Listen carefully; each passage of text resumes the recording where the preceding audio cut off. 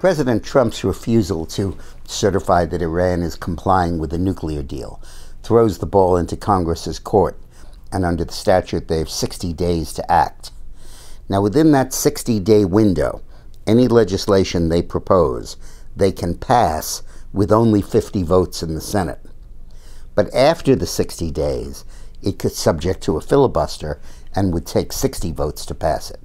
So as a practical matter, the Republican Party has the option of acting decisively and aggressively to deal with the Iranian threat, or punting down the road, hoping to get a bipartisan solution, and ultimately fighting with the Democrats and watering it down to a point where it accomplishes nothing.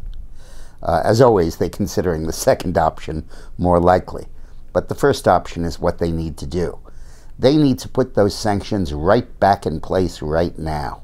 Iran has violated this deal in numerous ways.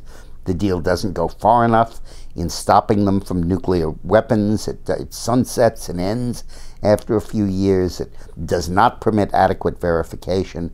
In fact, it stymies verification and does not limit their ballistic missile capacity. We have got to impose these sanctions. These sanctions were so strong that they forced Iran to the negotiating table. And if you snap them back, they're going to be just as strong, just as potent. And don't think that our European allies won't go along.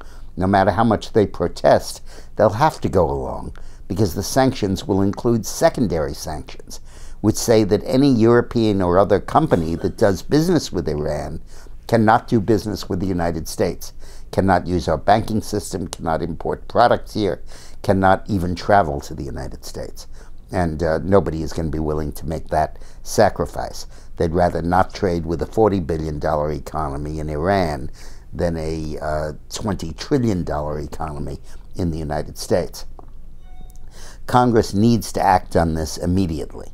If they do so, we will suddenly recover our strength in dealing with Iran, rather than approaching them on knees with weakness. And Trump has put it squarely before the Congress, and it's now their choice.